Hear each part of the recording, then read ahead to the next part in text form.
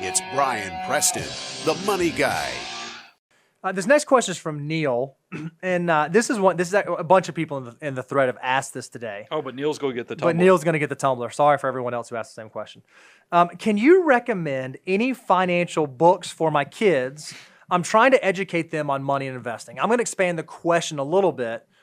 What financial books would you recommend? Or like you said, your daughter is a senior, right?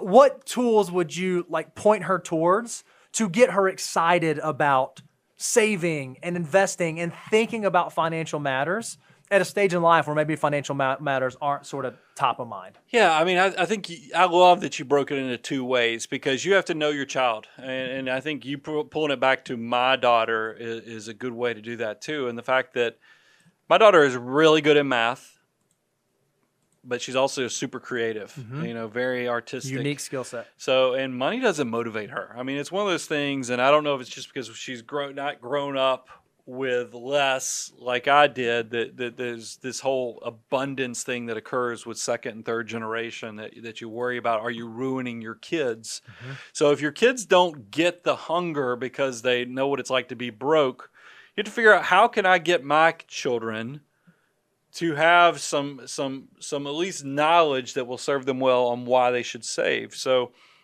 I could sense my daughter wasn't going to read a book. Sure. And I'll get to the books that you ought to consider, but I could go ahead and still implant ideas or the understanding of how money works. So here's a few things I've done, is that I love dollar for dollar matching on your children's good behavior of saving and investing for the future. So as early as I could, I think it started at 14. I did a show, I think, with 14, because that was when we started it. Anytime my daughter has worked, babysitting, taking dogs out while people traveled, and now that she can drive, she even takes kids to camp, and she's going to do a more traditional job here in the next few weeks. If she gives anything to saving for the future, I'd give a dollar for dollar match to invest it, and we have a custodial Roth IRA that is getting. It's five figures. I mean, and I can't imagine graduating. As a graduate in high school. She didn't even graduate high school. I mean, I couldn't imagine graduating college with five figures. I would have told her she was rich. Seriously, because I have a friend, a CPA friend, that I remember he was telling me about the stocks that him and his dad had picked out, and I was like, stocks? Who has that sounds stocks? crazy. I mean, man, you're fancy. I mean, it was just, so her having that type of head start, and she's funded it. It's not like I put the money. I'm dollar for dollar matching. And I have now created my own mini financial mutant, because I see her get excited when she gets money. She will give me a portion of it, and I'm like, yeah, it's taken. I can see the roots of good financial decision making, even though she didn't grow up with scarcity. She's going to make good decisions in the future. So that's my case, and you asked for that. But now let's get back to Neil's question. I'm going to go kind of what inspired me, because it is, I think, what is unique about young people. I love, y'all can see, I have it. It's now on the second shelf. The Millionaire Next Door is powerful, but the problem is, I'm not so sure a high school kid is going to love that book, because it's more statistical of telling you what millionaires are doing and what they're spending and how their behavior is. If I'm 15, I'm like, man, this reads like a textbook. That's not exactly what I'm looking for in motivation. So if it's an intro book, I think it written in narrative form, like a storybook, is going to be so much more powerful for a young person. And that's why it's a better intro book, is to do something that's in narrative form. So the two books that come to mind is Richest Man in Babylon and then The Wealthy Barber. Yep. And The Wealthy Barber is the one that lit my mind on fire when I read it back in the mid-90s.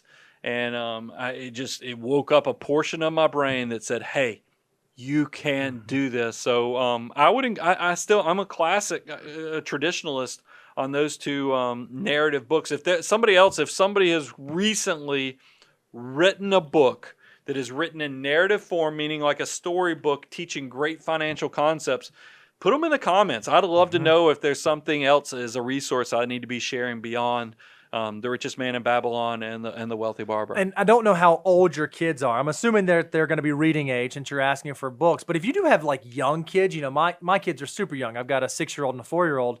One of the things that I've started doing, specifically my 6-year-old, is just having conversations about money, like getting them exposed to it early.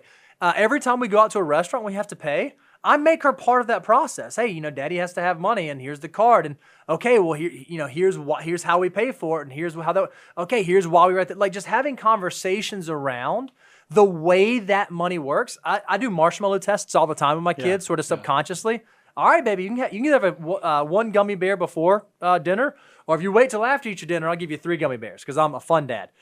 We do that kind of stuff all the time. 3 gummy bears. No, I was alluding to the fact that I would actually let her have one before dinner. Handful. Don't tell mom. If I came over, it'd be handful of gummy bears. That's why they love Uncle Brian. I think if you're having those conversations, and then hopefully, I'm hoping as my girls get older, as the conversations mature, they'll have some base level foundation where we can actually have conversations around the way that money works.